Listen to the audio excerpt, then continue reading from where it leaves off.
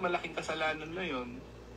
From the book of Genesis hanggang doon sa New Testament natin pa yun sa Kristo. Ang lalaki lang, lalaki at babae. Wala pong lalaki sa lalaki, babae sa babae, no?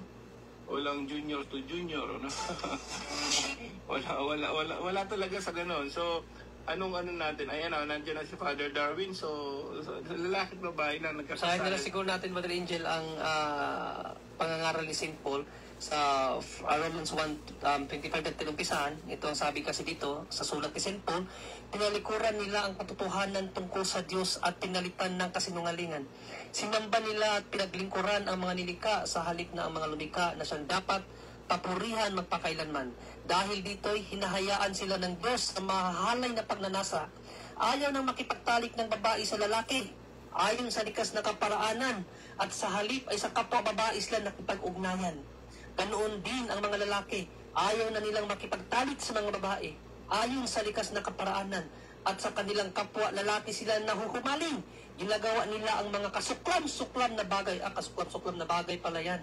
Kaya't sila'y para-parusahan ng nararapat sa kanilang masasamang gawa. Brother Angel. Amen. So, Brother Darwin? Nandiyan si Father Darwin, but last na lang na sa lahat na nakikinig, meron din nagtanong sa atin, bakit, paano yung mga live-in pero hindi na lang nagtatalik dahil dahil live-in lang sila, ganito. So even yan, nagtanong kasi nagpakasal pero hindi nagtatalik. Anong pwede mo maging kasalanan pa rin dyan? Ang tawag yan, sin of scandal.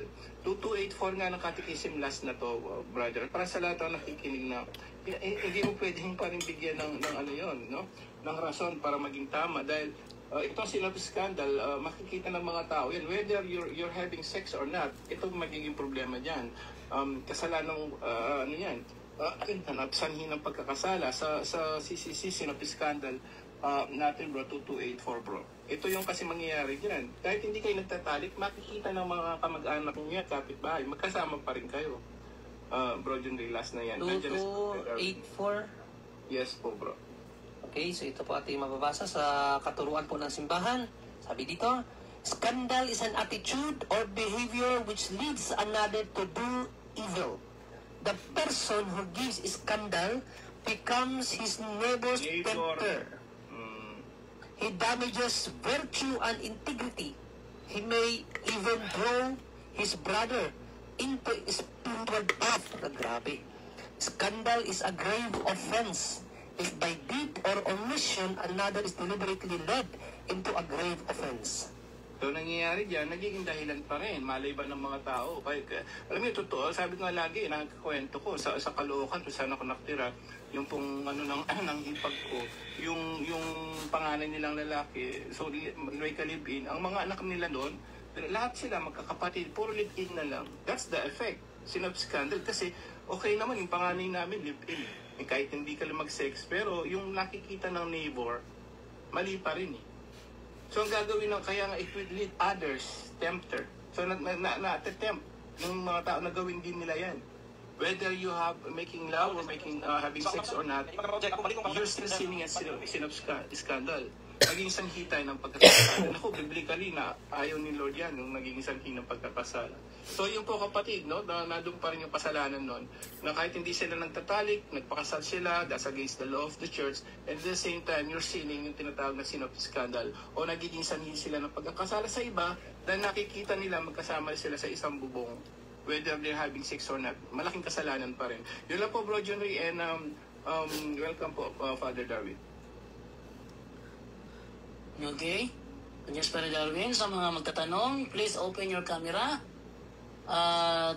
Tigtatlong tanong lang bawat isa. Good evening, Father Darwin. Good evening sa lahat at pasensya na kami sa boses ko dahil sa ubo, no? At welcome sa ating programa dito sa Punto per Punto Tanungan Portion.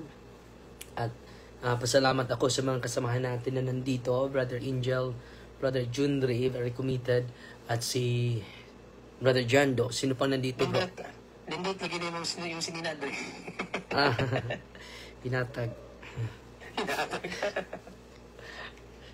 Okay, so ating nabuksan ngayon sa unang matatanong, si Sami Kujo. Sami Kujo? Open camera, Sami Kujo. Okay, Father Darwin, go ahead. Sami Kujo. Yeah, I am here. Wait, did I why would I have to do this? You're pretty, huh? Oh no, I'm not. You are. Yes, you are. Oh, I see. Oh, okay. I'm feeling a bit disappointed right now because of like your take on the take on the same-sex marriage. Although I kinda understand, but I don't know. I don't know. I have no words to say anyways. So I don't know what are your takes on this one, but I understand that you're kind of a bit of aggressive towards us. I'm actually part of the community.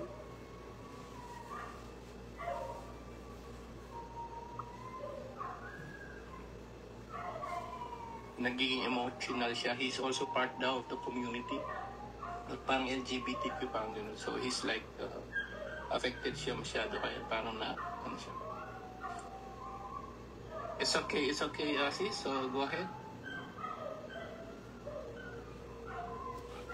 So, anong tanong doon, bro? What's your question? Para na ano siya sa nangyayari daw. Is part Na-off yung kanyang na-off ang kanyang mic with Oh, yeah, okay. I have a question, so, okay, forget about that shit earlier, okay. Okay, I was kind of wondering, kasi there are actually missionaries, like Baptist missionaries being here around, I can visit in every Wednesday, and I have my little cousins joining them, and I have my other families, like, something there's something wrong. Is it like permissible for the kids, like even they're Catholic, to listen to those like sermons, even though they're actually outsiders from Catholic Church? Sermon? So, Yeah, you join to Protestant service?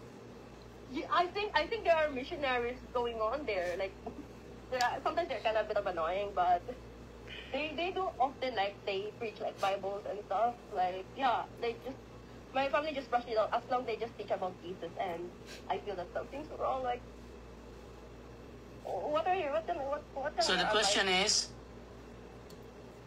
about the is it permissible for the parents to let the kids listen to the Baptist missionaries or Protestants or Mormons, like to listen to their sermons, like they do preaching, that their target is usually children? No, it is not good. It is not good to listen to them, no. So beware in listening to them, because there are inconsistency to the teachings of the church. So beware in listening to them. If you listen to them, provided that you have a well foundation to the Catholic Church. If not, it is better to never listen to them. second question.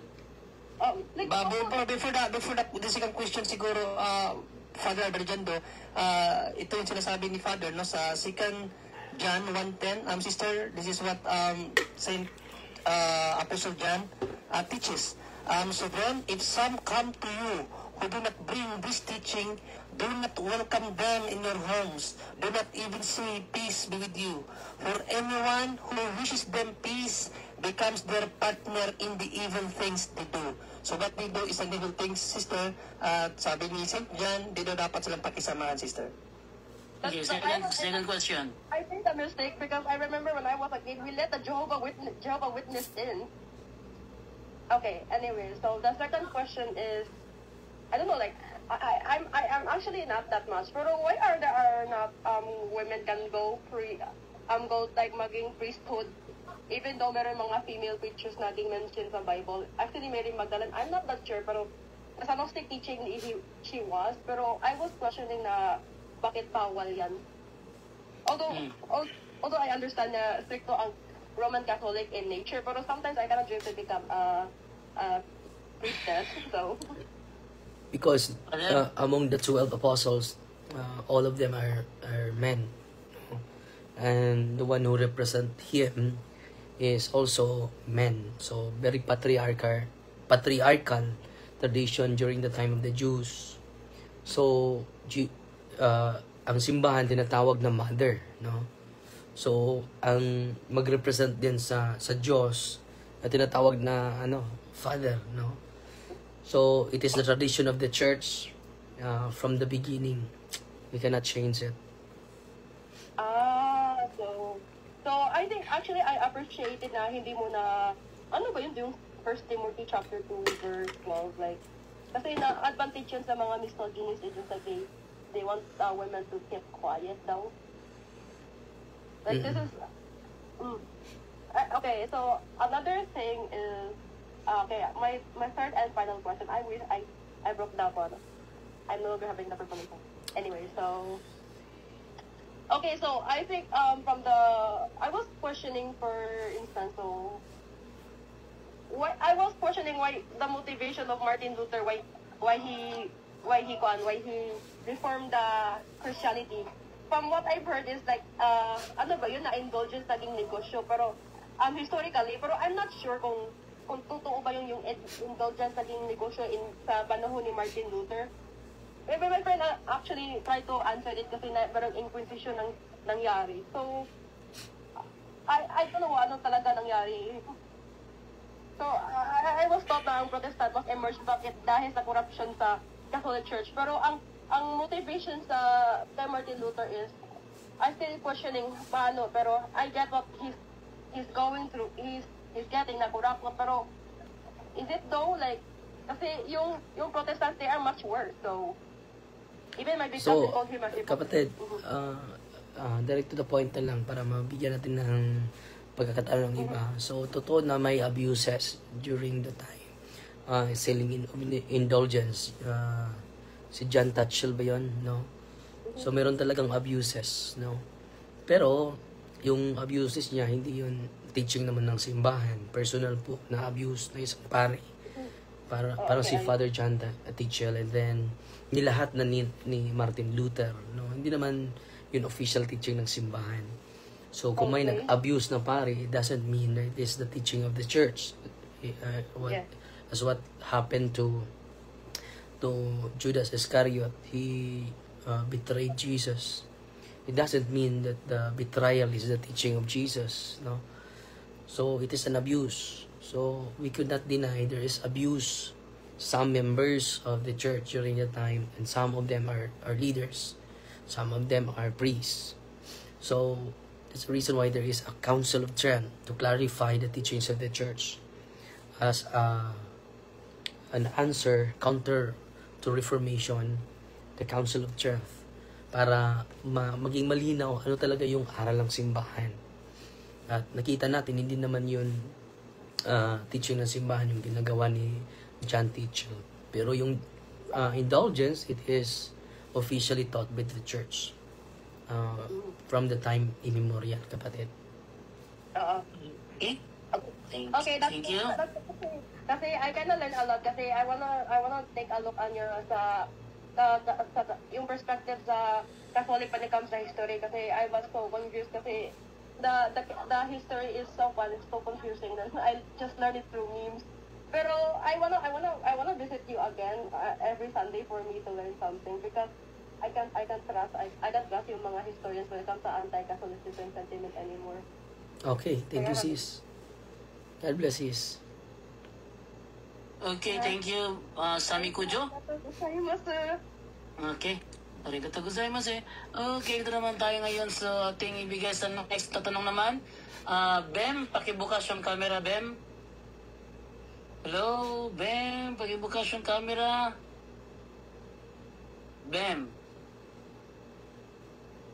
Hello, Bem. Wala si... Wait lang. May tanong dito. Hello? Hello po. Ay, sige, go ahead. Good evening sa lahat po, lalo na kay Father Darwin.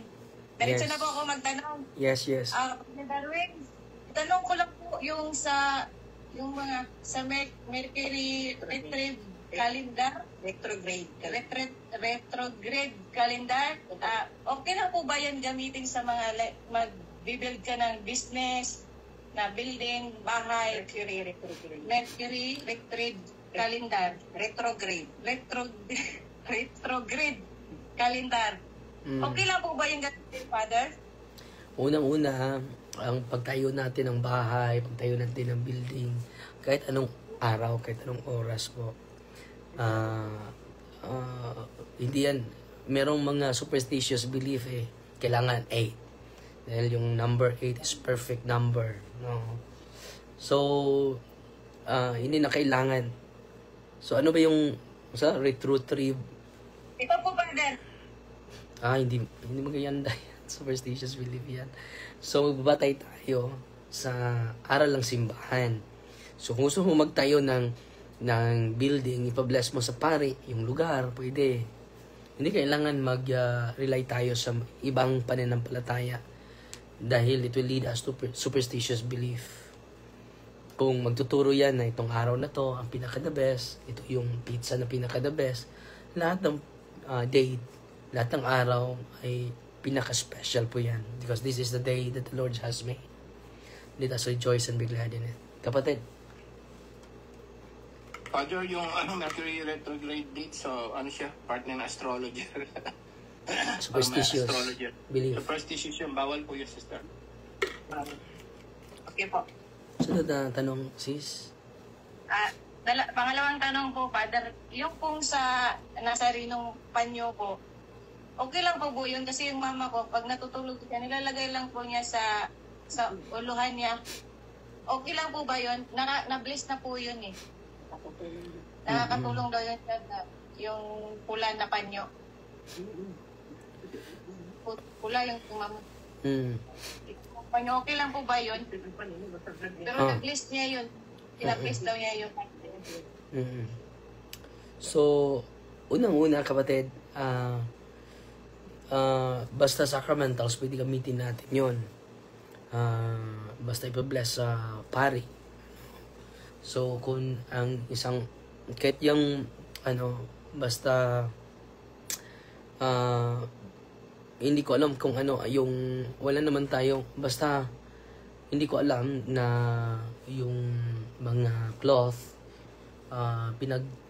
intulot ba sa simbahan. Yung image lang, di ba? Ilagay natin sa, hindi ko alam anong yung latest na teaching ng simbahan. So, magtatanong pa ako patungkol dyan. Siguro yung mga kasamahan ko, meron silang alam patungkol dyan. Anong sagot niyo, bro? Okay po. Uling tanong po. Bro, meron kang sagot. Before, sa tanong mo, sis, baka meron silang sagot. Dahil wala pa akong nakitang turo ng simbahan na nag-promote ng panyo. No? Hindi ko alam kung meron bang official na teaching sa simbahan. Bro, Angel?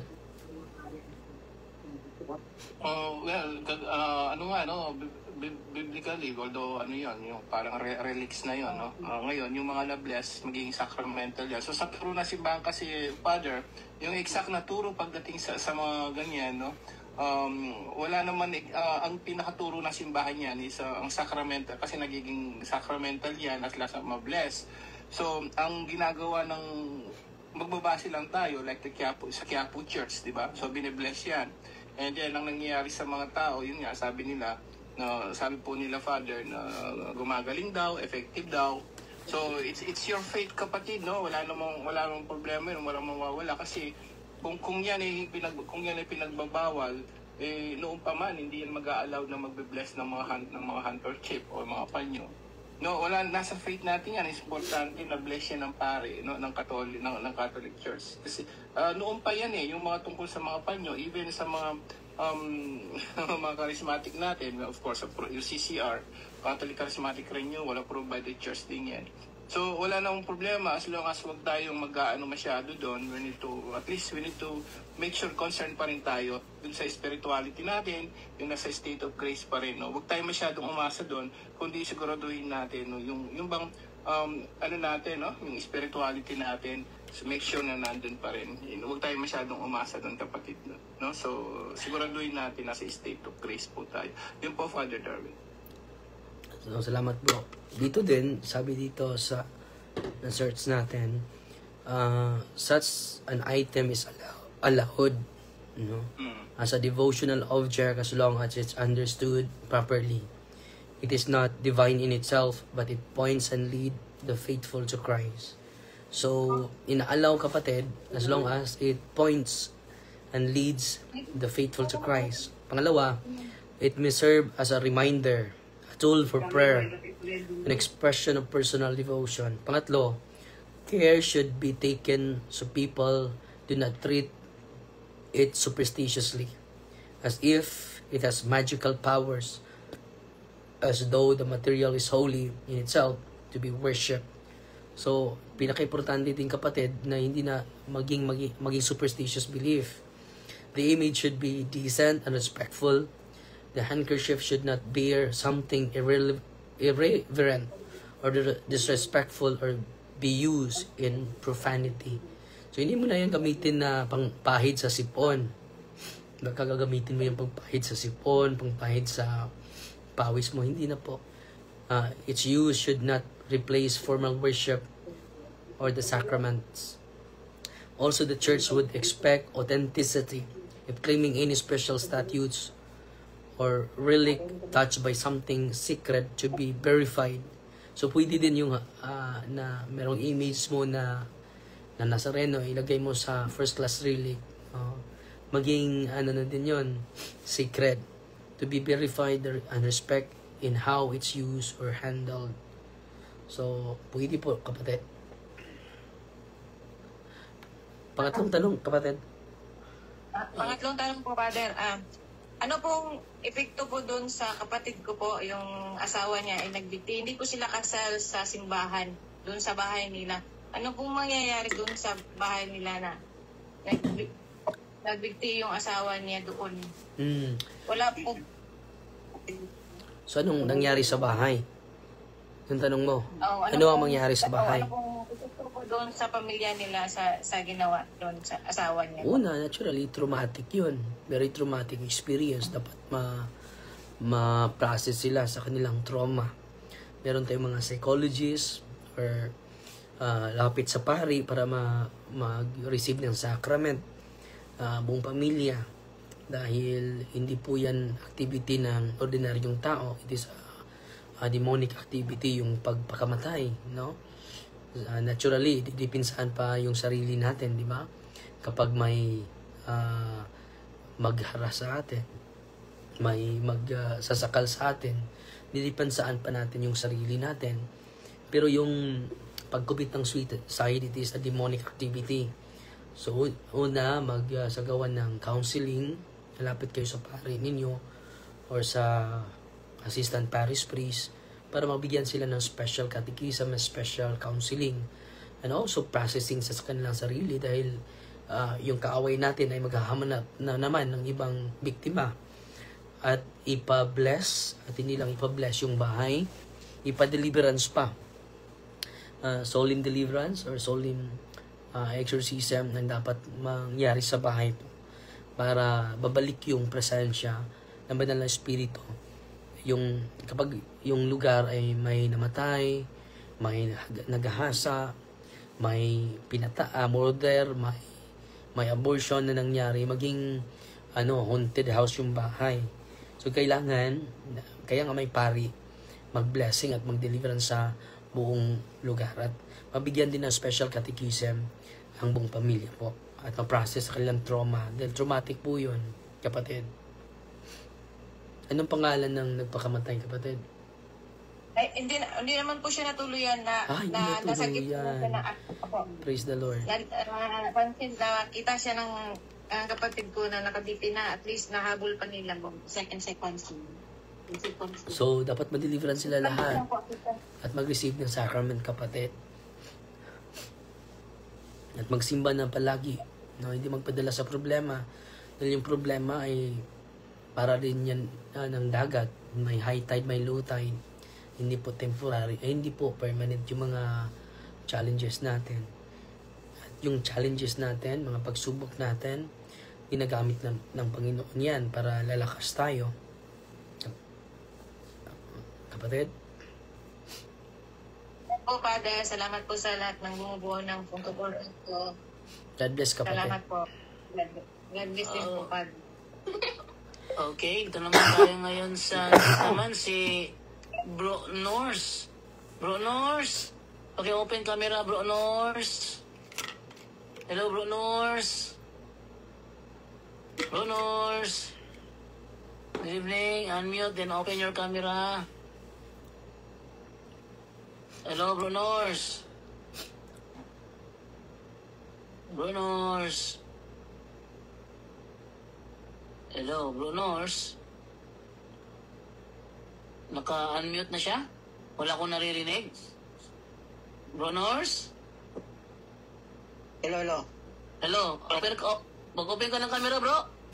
Teka, narinig na ako? Yes, naririnig ka, bro. Paki-open yung camera, bro. Teka, harapin ko muna. Teka. Sige. Ask to start video.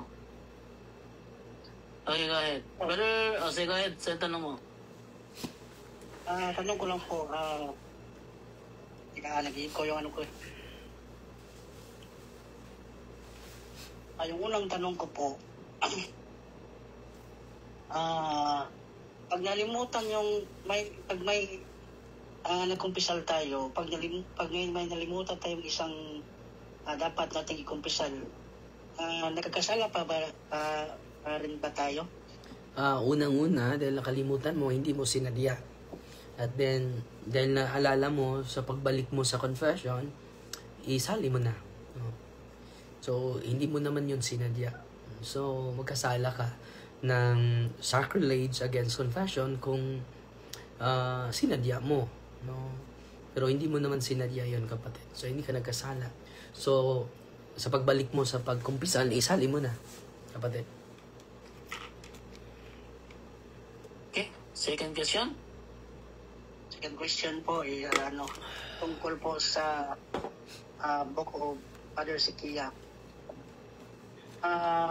Yung nakabenta doon sa online, legit po ba yun o hindi? Merong legit, bro. Meron ding hindi. Mas mabuti na punta ka na lang sa sa pinakamalapit na SM, sa St. Paul. Sa St. Paul po. Meron dito sa Doon Cebu. ka. Doon ka na lang magbili, huwag ka na lang sa online. Merong totoo doon, meron ding hindi. So mas mabuti, sigurado ka, doon ka na lang bibili sa SM, sa St. Paul. Third question po, panguling tanong po. Yung ano po bang palatandaan ng yung original po na olive oil po na mabibili doon sa grocery store po? Ano? Sa olive oil, pure olive oil. Pure olive oil, kapatid. Yung olive oil na pure. May pure, kapatid. Pero ba bang palatandaan po yung... No, meron. Pure olive oil, bro. So, maraming klase doon sana sa grocery store. Magtanong ka, bro. Magtanong ka na meron bang pure olive oil. Okay. Marami doon, bro. Marami, bro. Kasi baka sabi daw ng iba nila na meron hindi pure na olive oil. Meron din. Oo. Yun lang po. Sige, bro. Okay. God bless, bro. Thank you sa iyo, Brother Ronors. And then, dito naman tayo sa next naman, si Dodong Laiko. Dodong Laiko, paki-open yung camera, bro. Yan. Okay, go ahead, bro, go ahead. Unmute. Unmute, bro, unmute. Click unmute. See, Ay, Father. Big son. Father, na lang kayo pumunta na kay Nakoy Santo Niño, di ba? Last sinulog manggod kay ay matagal alam na. Sige, bro. Last January sinulog pa na papalitan ko ito ng color yellow, yung ganito ba? Kasi nagagandahan ako. Pero parang ngayon, titanong ko na sana kung okay lang ba kung yellow or dapat ibalik ko talaga ito sa red. Mas mabuti sa red, bro, dahil hindi yan nababatay sa ating sa ating gusto. No, because he is a king, no. So lagyan mo ng palitan mo lang ng red, bro. Pero mayroon pa bang gawin na prayer, Father, or ipa-bless? Pwede ipa-bless mo. Na-bless mo, na-bless na yan, Bless ko ulit o ano pa bang Na-bless na po. Napalitan lang ng kuan ba? Ng color ang kanyang kuan cake. So, okay na yan. Na-bless naman yan. So, forever blessed naman. As long as kung sample, may madamage sa parte sa imahe, and then restore mo, pwede mo ipa-bless ulit. Wala namang na-damage. So, bless pa rin yan. Kapatid. Second question, Father ba? May narinig ka sa ako sa isang palang reels ba tungkol sa yung mga decoration nito, Father, na mayroong 7 horses. Nangahingan ko lang alam na para yatang may superstitious belief. Yan, kapatid.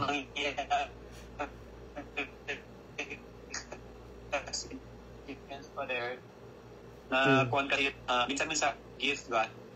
Tagal na ito, 2009 pa, tapos kanina lang nag-scroll ako sa yung mga punto open forum, ganon, na kuhan ko na-mention kasi na pati daw yung 7 horses. So, paano po ba ito? Kailangan ko i-dispose, Father? Oo, dahil, ano yan, no? May superstitious belief yan, no? Dito, relation sa feng shui, no? Images of 7 horses, especially running horses, are believed to attract success, wealth, and career growth. So yan po ang superstitious, kapatid. It attracts success. Ang akala ko kasi decorative lang. So it attracts 7 horses, especially running horses, are believed to attract success, wealth, and career growth. So yun po, kapatid. Good luck, meaning sa horses, good luck, wealth, progress, positive energy flow. So yan po, kapatid. May halong... So paano to Father, meron bang dapat na i-pray, Father, pag maghihiling ka ni Brother Jando yung proper disposal, bro. May proper disposal prayer dyan. Hindi ka lang ni Brother Jando. Sige, Father. Father, sige, magchat ako. God bless, brother. Po, Father. God bless you. Get well soon po. Brother Dudong Laiko. God bless, God bless. Salamat. God bless po. Last question na lang, Brother Jando. Last question na lang, Brother? Okay, last question na pala, God sister. bless na tayo. Ano na lang dito? Sige, magsalita ka na lang, sister. Kaya maating pa rin ka, Brother Darwin. Go ahead. Go ahead, te. Hello, te. Hello po. Go ahead, te. Panoorin mo lang sa live yung sagot ni Brother Darwin. Panoorin mo lang sa live. Go ahead, te. Tanong. Sa live lang, magtanong. Magtanong ka ngayon, tapos manood ka sa live para mapakinggan mo ang sagot ni Brother Darwin. Okay, so pwede na ako magtanong ngayon? Sige, go ahead, te. Nalilinig ka ni Brother Darwin, te? Hindi pa, Darwin. May gabi Naanda, panutana. Kanang, ako mang kumari, kanang, dati siya nga Katoliko. Unya, kuan kanang, naminyo man siya, kaya byuda, naminyo siya sa ikatulo, ang iyang naminyoan kanang sabalista. Unya karon, ang kuan anak nako, kay naaman siya nagsiyo sa iyang anak, nga akong asawa sa ako ang anak, ang iyang anak. Lalaki ang ako. Naa siya nagpuyo sa ilaha. Kunya karon kay sige man gyud na siya kumbinsi sa mga silingan, kay kanang Domingo makuan sila kana bitang murag mag-Bible study. Itakuan siya dili man gyud siya kay magpakamatay man daw niya na magpatuloy din daw siya na sabalista. Karon kanang akong istorya ang iyang anak, unsa may ang maay ana imong istorya ang imong mga igsuon nga imong anak gyud ang pagkuan sa imong unaan. Taas gyud kaayo siya og garbo. Pagkahuman kanang ako siyang giingnan unsa may imong plano ni anak. Ug simba ko lang ba kay di man gyud nato kalikayan. Ug mamatay siya unsaon man na siya. Kung di na dili yang anak kanang ingon idala sa simbahan tulik po o kanang pagnagian og 9 days nga nobena, ana. So, katong kuan, katong di katoliko, kung mamatay. Hello? Hello. Kung di siya katoliko, di siya pangajian, kay di man siya Kung hindi siya katoliko. katoliko, te, pakinggan mo sa live, te. Pakinggan mo sa live. Nasagot ni Brother Darwin. Gawin, Brother Darwin. Kung di siya katoliko, hindi dapat na ano sa kanya yung mga ginawa sa katoliko dahil sa buhay pa siya. Hindi naman siya katoliko eh. So, hindi din siya idala sa simbahan para mamisahan. Pwede siguro magpamisa ka sa kanyang kaluluwa pero hindi siya madala sa simbahan dahil siya po ay hindi katoliko. At kung malaman sa pari yun, hindi yun sa simbahan, hindi yan pamisahan, hindi din yan nobinahan. No?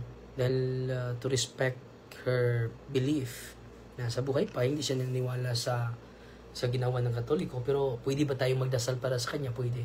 Arjondo?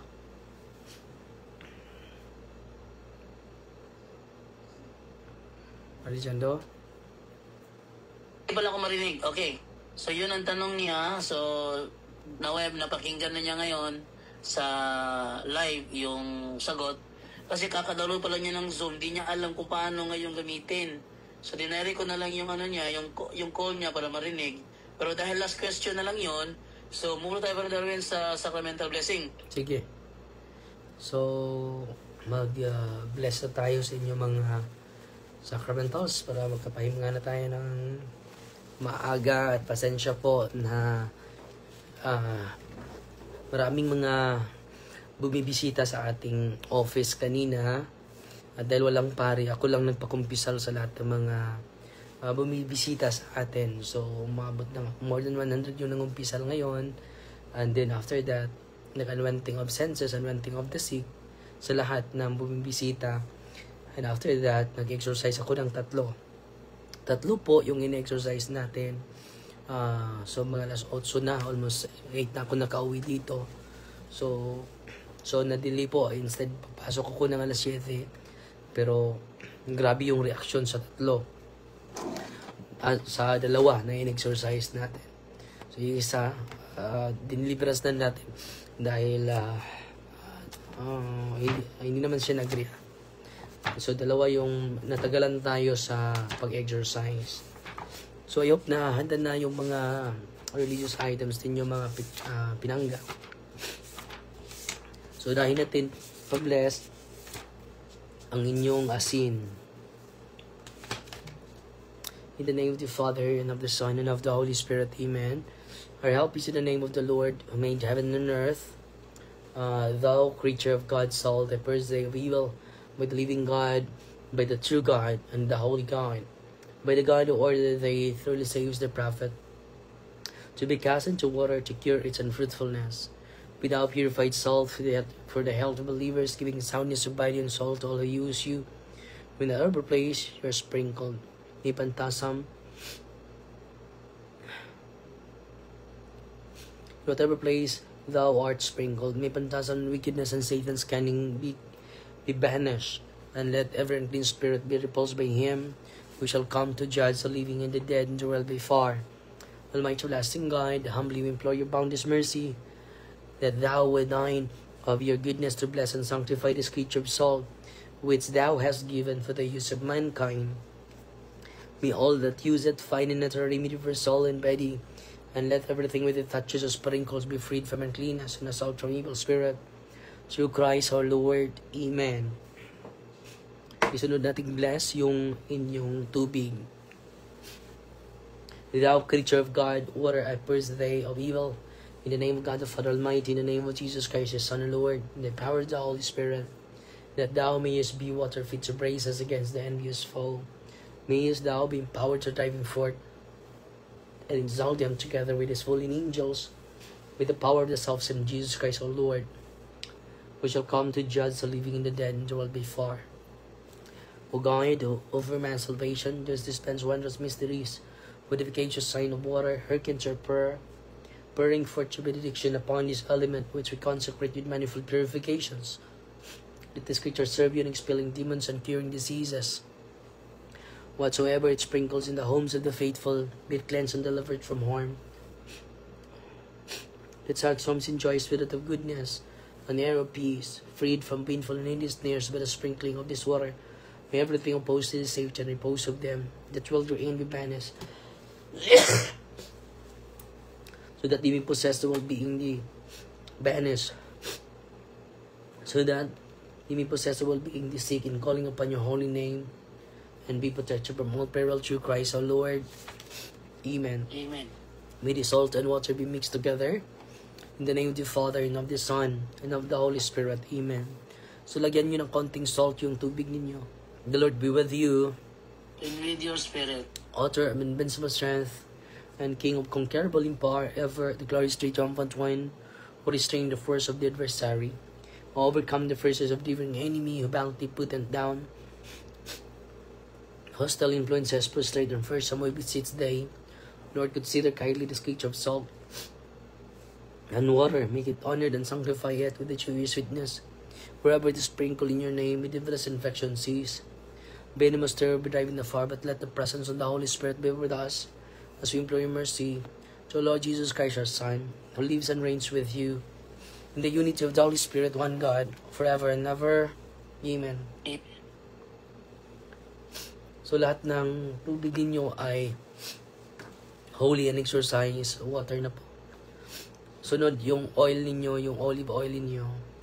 For help you see the name of the Lord who made heaven and earth.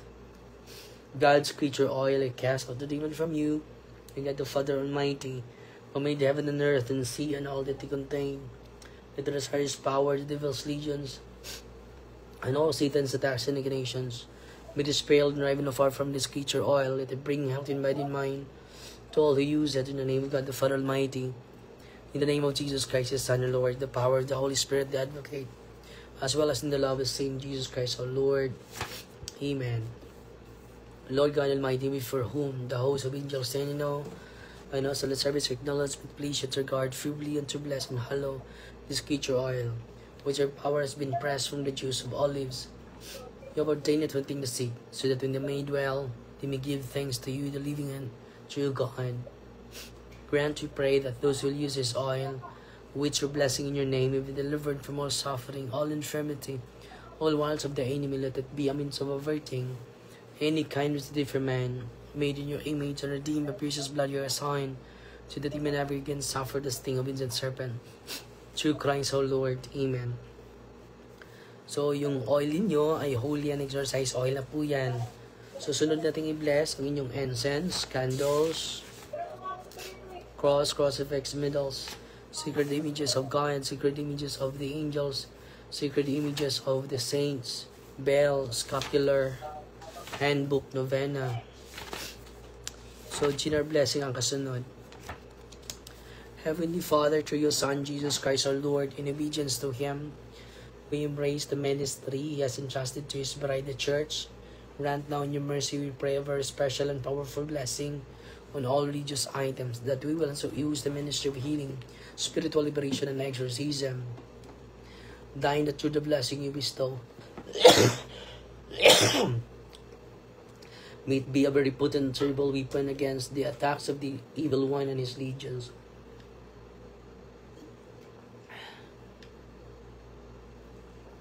May these religious items mightily restrain the devil and his demons, and all unclean spirits, rendering them powerless and able to harm the afflicted, your priests and people, to whomever these are used in the exercise of the ministry, wherever it is kept. May uncleanable spirits flee in fear, never daring to harm, nor even approach. This we ask in the name of Jesus Christ our Lord. Amen. So isunod natin yung blessing of senses, consecration of senses sa atin.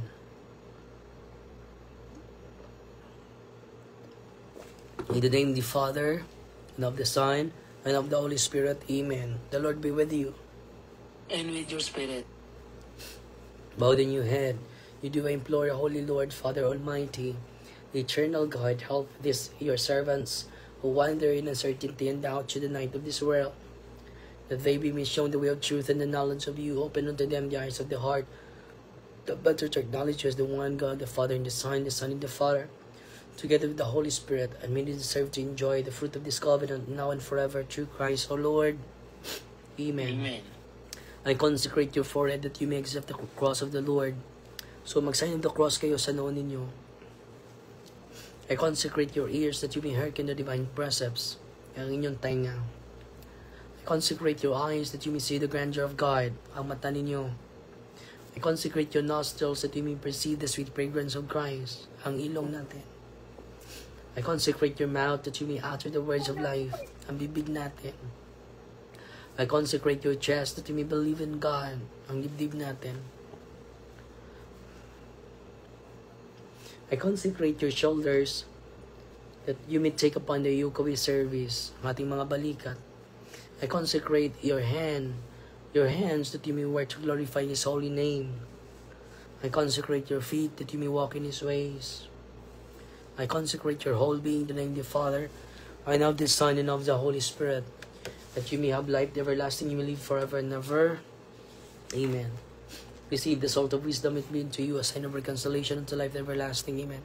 So kain kayo ng konting salt. I seal all of you to the most precious blood of Jesus Christ our Lord. Amen. The Lord be with you. Almighty God bless you in the name of the Father, the Son, and the Holy Spirit. Amen. So mga kapatid, maraming salamat sa inyong walang humpay na pagsubaybay sa ating programa. At salamat sa walang humpay na suporta ninyo sa ating charity, sa ating vocation promotion. So nakabayad na tayo ng 100,300 pesos sa mga seminarya natin. And then ngayon makabigay din tayo ng allowances sa mga evangelizers natin. So may pumasok po na ilan yung pumasok natin sa ngayon. At this coming Tuesday din, may may sports and evangelization tayo sa Agiling, no?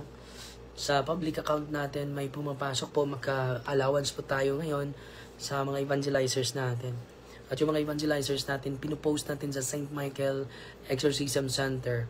At makilala nyo sila, sino sila. So may pumasok dito, 64,379 pesos and 23 centavos po. So makabigay tayo ng allowances sa ating mga evangelizers ngayon. Maraming salamat po sa inyo. At salamat po sa inyo. At ngayong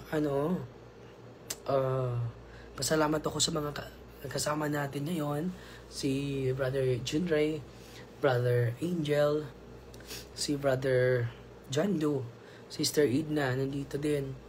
At siguro next week makasimula na tayo sa Charity House sa punto per punto at St. Michael Exorcism Center dahil nagsagawa pa tayo ng permit.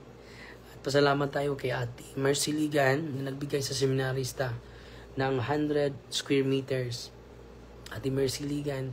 And then salamat din sa mga supporters natin. Nakalikom na tayo ng 100,000 para sa pabahay, para sa seminarya na ngayong taong ito ay papaalisin, wala silang bahay, wala din silang lupa. So yan po, maraming salamat po sa inyo. Ang Diyos na po magsukli sa mga kabutihan ninyo.